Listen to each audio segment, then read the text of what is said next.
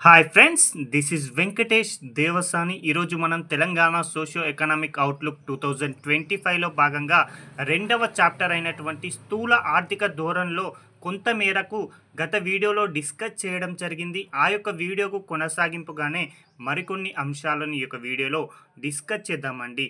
తెలంగాణ రాష్ట్ర జిఎస్విఏకి ప్రస్తుత ధరల్లో 2024-25 అడ్వాన్స్డ్ ఎస్టిమేట్ ప్రకారం వివిధ రంగాల యొక్క వాటా అనేది ఏ విధంగా ఉందో ఈ యొక్క వీడియోలో డిస్కస్ చేయబోతున్నామండి.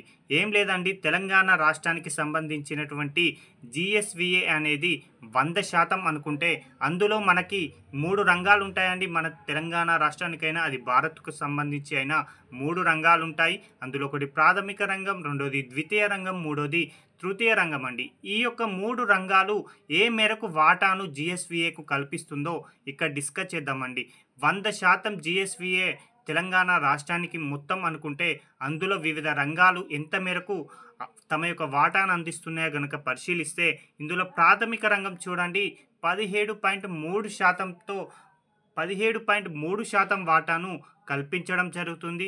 ఇక ద్వితీయ రంగం చూడండి 16.4%, ఇక తృతీయ రంగం చూడండి 66.3% అండి. మీకు మళ్ళీ కన్ఫ్యూజ్ అయితే తెలంగాణ రాష్ట్ర ఆదాయం 100 రూపాయలు అనుకుంటే అందులో ప్రాథమిక రంగం 17.3 రూపాయలు ఇస్తుంది, ద్వితీయ రంగం 16.4 రూపాయలు ఇస్తుంది, తృతీయ రంగం 66.3 రూపాయలు ఇస్తుందని ఈ విధంగా అయినా గుర్తుంచుకోండి. లేదా 17.3%, 16.4%, 66.3% ఈ విధంగా అయినా గుర్తుంచుకుంటే సరిపోతుందండి. అంటే ఇక్కడ గమనించండి, తెలంగాణ రాష్ట్ర జిఎస్విఏకి అత్యధికంగా వాటాను అందిస్తున్నటువంటి రంగం ఏది అంటే తృతీయ రంగం అండి. అత్యధికంగా 66.3% వాటా మనకి తెలంగాణ రాష్ట్ర జిఎస్విఏకి తృతీయ రంగమే అందించడంతో తెలంగాణ రాష్ట్ర జిఎస్విఏలో అత్యధిక వాటాను అందిస్తున్నటువంటి రంగంగా తృతీయ రంగం మొదటి స్థానంలో నిలవడం జరిగింది. ఇక రెండవ స్థానంలో ప్రాథమిక రంగం ఉండడం జరిగిందండి 17.3%తో. ఇక ద్వితీయ రంగం అనేది చిట్ట చివరి స్థానమైనటువంటి 3వ స్థానంలో ఉండడం జరిగింది. కాబట్టి వీటి యొక్క వాటా ఆధారంగా కూడా అవరోహణ క్రమంలో లేదా ఆరోహణ క్రమంలో అమర్చండి అడుగుతారు. కాబట్టి ఎక్కువ నుంచి తక్కువకైతే గుర్తుంచుకోండి తృతీయ రంగం, ప్రాథమిక రంగం, ద్వితీయ రంగం అండి. వీటి యొక్క వాటాల ఆధారంగా గుర్తుంచుకుంటే సరిపోతుంది. అదే భారతదేశానికి సంబంధించినటువంటి జీడిపిలో వివిధ రంగాల యొక్క వాటా ఏ మేరకు ఉందో గనక పరిశీలిస్తే అందులో ప్రాథమిక రంగం వాటా 19.8%, ద్వితీయ రంగం వాటా 25.2%, తృతీయ రంగం వాటా 55% అండి. గమనించండి, ఇందులో భారతదేశ జీడిపికి అత్యధికంగా వాటా అందిస్తున్న రంగంగా తృతీయ రంగమే ఉంది. రెండవ స్థానంలో ద్వితీయ రంగం ఉండగా మూడవ స్థానంలో ప్రాథమిక రంగం అనేది ఉండడం జరిగింది. ఇక్కడ తెలంగాణ మరియు ఇండియాను కనుక కంపేర్ చేసుకుంటే అత్యధికంగా వాటాను అందిస్తున్న రంగంగా తృతీయ రంగమే ఉందండి. అయితే భారతదేశానికి సంబంధించిన తృతీయ రంగం కన్నా కూడా తెలంగాణ తృతీయ రంగం యొక్క వాటా అనేది అధికంగా ఉంది. చూడండి, భారతదేశ జీడిపిలో తృతీయ రంగం వాటా ఎంతగా ఉంది? 55% ఉండగా అదే తెలంగాణ రాష్ట్ర జిఎస్విఏలో తృతీయ రంగం వాటా ఎంత ఉంది? 66.3% ఉంది. కాబట్టి భారతదేశంలో ఉన్న తృతీయ రంగం వాటా కన్నా కూడా తెలంగాణ రాష్ట్రంలో ఉన్నటువంటి తృతీయ రంగం వాటా అనేది అధికంగా ఉంది. కాబట్టి తృతీయ రంగం పైనే తెలంగాణలో అత్యధికంగా ఆధారపడి ఉంటున్నారని గమనించండి.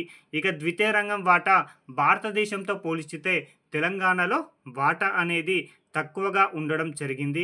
ద్వితీయ రంగం వాటా చూడండి, భారతదేశ జీడిపిలో ద్వితీయ రంగం వాటా 25.2% ఉండగా తెలంగాణలో 16.4% ఉండడం జరిగింది. ఇక ప్రాథమిక రంగంలో కూడా భారతదేశం యొక్క ప్రాథమిక రంగం వాటా 19.8% ఉండగా అదే తెలంగాణలో ప్రాథమిక రంగం వాటా 17.3% ఉంది. ఇక్కడ కంపేర్ చేసుకున్నట్లయితే కేవలం తెలంగాణ భారతదేశం కన్నా తృతీయ రంగంలోనే మాత్రమే ముందు వరుసలో ఉండగా మిగతా 2 రంగాలలో కూడా భారతదేశంతో పోల్చితే తక్కువగా ఉండడం జరిగింది అని గమనిస్తే సరిపోతుందండి. ఇక్కడ నుంచి తప్పనిసరిగా ప్రశ్న అడగడానికి అవకాశం అనేది ఉండడం జరిగింది. కాబట్టి క్లియర్గా చదువుకొని వెళ్ళండి. ఇది ఇందాక డిస్కస్ చేసుకుందే తెలంగాణ జిఎస్విఏకి అత్యధికంగా వాటా అందిస్తున్న రంగాల వరుస క్రమం అంటే మొదటగా తృతీయ రంగం, తదుపరి ప్రాథమిక రంగం, ఆ తదుపరి ద్వితీయ రంగం అనేది ఉండడం జరిగింది. ఇది ఇందాకే డిస్కస్ చేయడం జరిగింది. అదే భారతదేశ జీడిపికి ఆదాయాన్ని సమకూర్చే రంగాల యొక్క వాటా వరుస క్రమం ఇది కూడా ఇందాకే డిస్కస్ చేసాం. మొదటగా తృతీయ రంగం ఉంది 55%తో, రెండవ స్థానంలో ద్వితీయ రంగం ఉంది, మూడవ స్థానంలో ప్రాథమిక రంగం ఉంది. కాబట్టి ఇక్కడ నుంచి తప్పనిసరిగా ప్రశ్న అడగడానికి అవకాశం ఉంది. కాబట్టి ఇప్పుడు చెప్పిన ఈ యొక్క పేజీ నుంచి కంపల్సరిగా 1 లేదా 2 ప్రశ్నలు రావడానికి అవకాశం ఉంది. ఇక మరొక అంశం అండి, వివిధ రంగాల వృద్ధి రేట్లు ప్రస్తుత ధరల్లో 2024-25 అడ్వాన్స్డ్ ఎస్టిమేట్ ప్రకారం పరిశీలిస్తే వృద్ధి రేట్ అంటే ఏంటో మనం గత వీడియోలో డిస్కస్ చేశామండి. గతంతో పోలిస్తే మెరుగ్గా కనిపిస్తే దానిని వృద్ధిగా మనం పరిగణించాల్సి ఉంటుంది. ఆ విధంగా చూసుకుంటే ప్రాథమిక రంగం గతంతో పోలిస్తే 5.5% వృద్ధిని కనబరిచింది ప్రాథమిక రంగంలో. ద్వితీయ రంగంలో 7.6% వృద్ధిని కనబరిచింది. తృతీయ రంగం వచ్చేసి 11.9% వృద్ధిని కనబరిచింది. అంటే గతంతో పోలిస్తే ప్రస్తుతం ఈ యొక్క రంగాల యొక్క వాటా అనేది అధికంగా ఉంది అని గమనించండి. కాబట్టి వీటి వరుస క్రమం పైన కూడా అడగడానికి అవకాశం ఉంది. కాబట్టి అత్యధికంగా వృద్ధి రేటు సంపాదించిన రంగంగా మొదటి స్థానంలో తృతీయ రంగం, రెండవ స్థానంలో ద్వితీయ రంగం, అదేవిధంగా మూడవ స్థానంలో ప్రాథమిక రంగం అనేది తెలంగాణలో ఉండడం జరిగింది. ఇక భారత్తో పోల్చుకుంటే భారత్లో ప్రాథమిక రంగం యొక్క వృద్ధి రేటు 10.1%గా, ద్వితీయ రంగం యొక్క వృద్ధి రేటు 6.6%గా, తృతీయ రంగం యొక్క వృద్ధి రేటు 10.7%గా ఉండడం జరిగింది. ఇక్కడ గనక మనం తెలంగాణతో గనక పోల్చి చూసినట్లయితే తృతీయ రంగం యొక్క వృద్ధి రేటు భారతదేశంలో ఉన్న తృతీయ రంగంతో పోల్చితే తెలంగాణలోని తృతీయ రంగం యొక్క వృద్ధి రేటు అనేది అధికంగా ఉండడం జరిగింది. అదేవిధంగా భారత్లో ఉన్నటువంటి ద్వితీయ రంగంతో పోల్చితే తెలంగాణలో ద్వితీయ రంగం యొక్క వృద్ధి రేటు అధికంగా ఉంది. అదేవిధంగా ప్రాథమిక రంగం యొక్క వృద్ధి రేటు కనుక పరిశీలిస్తే భారత్తో పోల్చినప్పుడు తెలంగాణ యొక్క ప్రాథమిక రంగం యొక్క వృద్ధి రేటు అనేది తక్కువగా ఉండడం జరిగింది అని గమనిస్తే సరిపోతుంది. ఇక్కడ నుంచి కూడా ఎగ్జామ్లో ప్రశ్న రావడానికి అవకాశం ఉంది. ఇక మనం ఇక్కడ ఒక్కొక్క రంగానికి సంబంధించిన వాటాను పరిశీలించాం, అదేవిధంగా వాటి యొక్క వృద్ధి రేటును పరిశీలించాం కదా.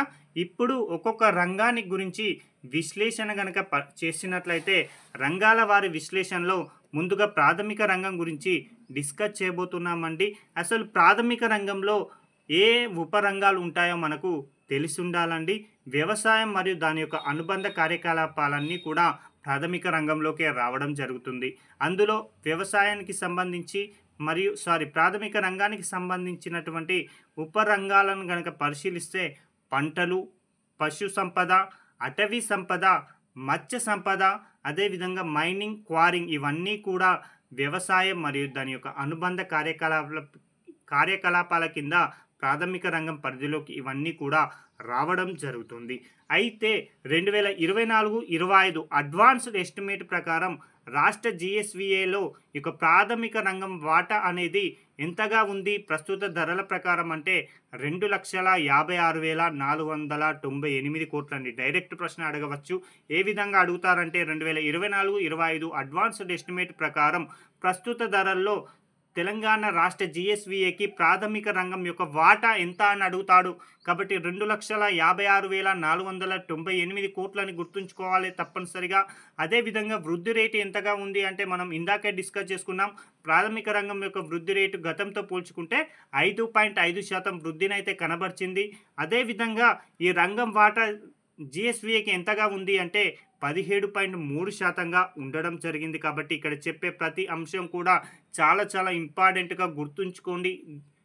మరి అదేవిధంగా భారతదేశానికి సంబంధించిన GVA విలువ ఎంతగా ఉంది అంటే మాత్రం ఈ యొక్క ప్రాథమిక రంగానికి సంబంధించి భారతదేశ GVAలో ఈ యొక్క ప్రాథమిక రంగం యొక్క వాటా 59,57,032 కోట్లు అండి. చాలా ఇంపార్టెంట్. 59,57,032 కోట్లు అని గుర్తుంచుకోండి. అదేవిధంగా వృద్ధి రేటు ఏ విధంగా ఉంది అంటే 10.1%గా ప్రాథమిక రంగం అనేది ఉండడం జరిగింది. ఇవన్నీ కూడా మనం డిస్కస్ చేయడం జరిగింది. జస్ట్ ఇక్కడ వాటికి సంబంధించిన విలువలను ఇక్కడ చెప్పడం జరుగుతుంది. కాబట్టి చాలా ఇంపార్టెంట్ అండి. ఇక ఇక్కడ ప్రాథమిక రంగం అన్నాం, అందులో వ్యవసాయానికి సంబంధించిన పంటలు, పశు సంపద, మత్స్య సంపద ఇవన్నీ కూడా డిస్కస్ చేయడం జరిగింది కదా. అయితే ఈ యొక్క ప్రాథమిక రంగంలో వివిధ రంగాల ఉపరంగాల వాటాను కనుక పరిశీలిస్తే, ఫర్ ఎగ్జాంపుల్ ప్రాథమిక రంగం 100 రూపాయలని రాష్ట్ర జిఎస్విఏకి సమకూర్చుతుందంటే ఆ 100 రూపాయలను ఈ యొక్క ప్రాథమిక రంగం వివిధ ఉపరంగాల ద్వారా ఏ విధంగా సమకూర్చుకుంటుందో తెలియాలండి.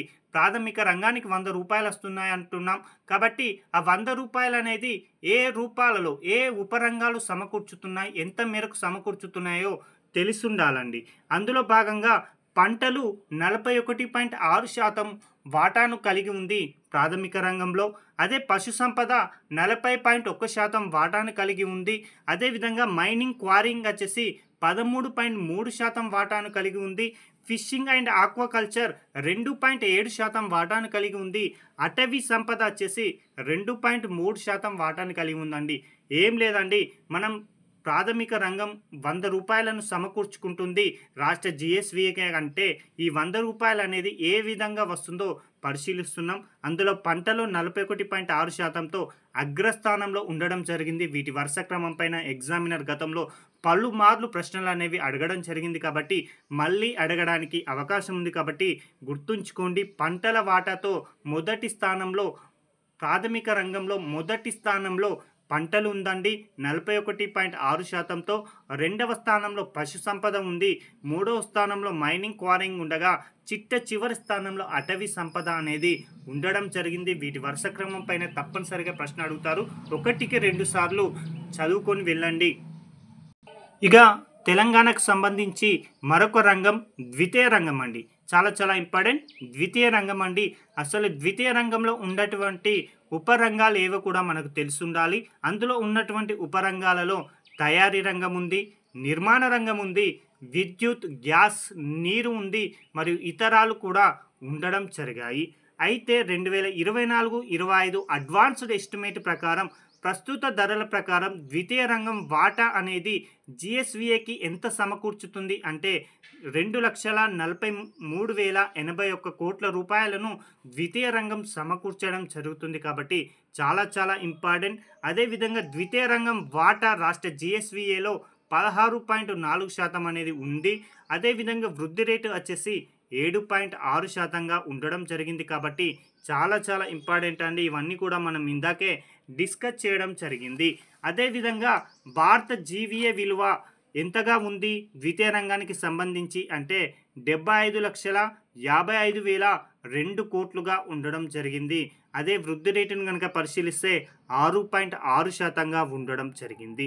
అయితే ద్వితీయ రంగం అన్నాం, ఈ ద్వితీయ రంగానికి సంబంధించి 100% ద్వితీయ రంగం నుంచి ఆదాయం సమకూర్చుతుంది అనుకుంటే అందులో వివిధ రంగాల ఉపరంగాలు ఏ విధమైనటువంటి వాటాను అందిస్తున్నాయో కూడా మనకు తెలిసి ఉండాలండి.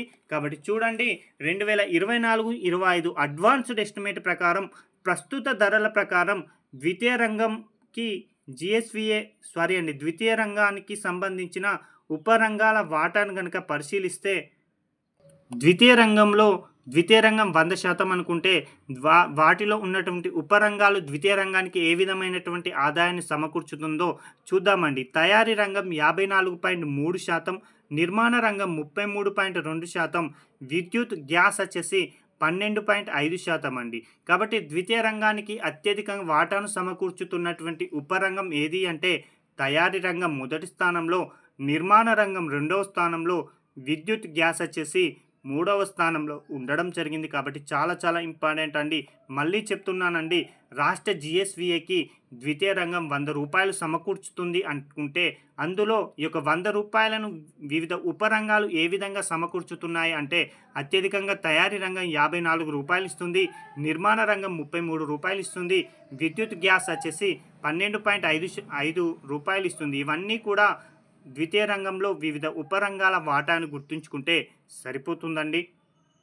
ఇక మరొక రంగం తృతీయ రంగం అండి. అసలు తృతీయ రంగంలో ఉండేటువంటి ఉపరంగాలు ఏవి అంటే trade, repairs, hotels, restaurants, transport, storage, communication, ఆర్థిక సేవలు, రియల్ ఎస్టేట్, నివాసాలు, పబ్లిక్ అడ్మినిస్ట్రేషన్, అదేవిధంగా ఇతర సేవలు అనేవి ఉండడం జరిగాయి.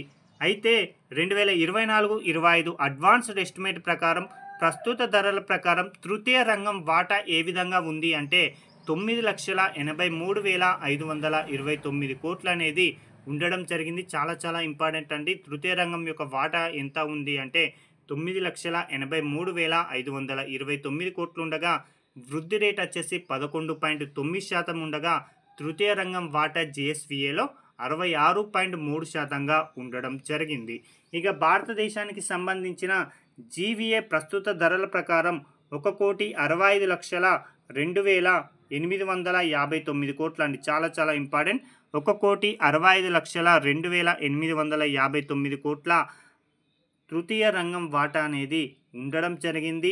అదేవిధంగా వృద్ధి రేట్ వచ్చేసి 10.7%గా ఉండడం జరిగింది. అయితే తృతీయ రంగం వాటా ₹100 అనుకుంటే అందులో వివిధ ఉపరంగాలైనటువంటి ఉపరంగాల యొక్క వాటాను కనుక పరిశీలిస్తే 2024-25 అడ్వాన్స్డ్ ఎస్టిమేట్ ప్రకారం ప్రస్తుత ధరల ప్రకారం తృతీయ రంగంలో వివిధ ఉపరంగాల వాటా అండి. ఏం లేదండి, తృతీయ రంగం ₹100 అందిస్తుంది రాష్ట్ర జిఎస్విఏకి అనుకుంటే అందులో వివిధ ఉపరంగాల వాటా అనేది ఏ విధంగా ఉందో పరిశీలిద్దామండి. అత్యధికంగా రియల్ ఎస్టేట్ 37.5%తో మొదటి స్థానంలో ఉండగా ట్రేడ్, రిపేర్, హోటల్స్ వచ్చేసి రెండవ స్థానంలో 27.4%తో రెండవ స్థానంలో. అదేవిధంగా ఇతర సేవలు 11.9%తో మూడవ స్థానంలో, ట్రాన్స్పోర్ట్, స్టోరేజ్ 11.3%తో నాలుగో స్థానంలో, ఫినాన్షియల్ సర్వీసెస్ ఐదవ స్థానంలో 7.5%తో, ఆరవ స్థానంలో పబ్లిక్ అడ్మినిస్ట్రేటివ్ 4.3%తో ఉండడం జరిగింది. కాబట్టి ఎగ్జామ్ పాయింట్ ఆఫ్ వ్యూలో ఇక్కడ ప్రశ్న ఏ విధంగా అడుగుతారంటే 2024-25 అడ్వాన్స్డ్ ఎస్టిమేట్ ప్రకారం ప్రస్తుత ధరల ప్రకారం తృతీయ రంగంలో అత్యధిక వాటాను కల్పిస్తున్నటువంటి ఉపరంగాన్ని గుర్తించండి అంటే మనకు రావాల్సిన మొదటి ఆప్షన్ రియల్ ఎస్టేట్ అని గుర్తుంచుకోండి. ఒకవేళ వాటి యొక్క వరుస క్రమం అమర్చండి అని అదే ప్రశ్నలో అడిగితే రియల్ ఎస్టేట్, ట్రేడ్, రిపేర్స్, అదేవిధంగా ఇతర సేవలు, ఇక నాలుగోది వచ్చేసి ట్రాన్స్పోర్ట్ అండ్ స్టోరేజ్ అని గుర్తుంచుకోండి. లేదా 2024-25 అడ్వాన్స్ ఎస్టిమేట్ ప్రకారం ప్రస్తుత ధరల ప్రకారం తృతీయ రంగంలో అత్యల్ప వాటాను కల్పిస్తున్నటువంటి ఉపరంగం అంటే మాత్రం పబ్లిక్ అడ్మినిస్ట్రేటివ్ అని గుర్తుంచుకోండి. 4.3% అండి. ఇదండి ఈ రోజుకు సంబంధించిన తెలంగాణ సోషియో ఎకనామిక్ అవుట్లుక్లో 2వ చాప్టర్కు సంబంధించిన ముఖ్యమైన అంశాలని మీకు ఈ వీడియోలో ముందుకు తీసుకురావడం జరిగింది. Thank you.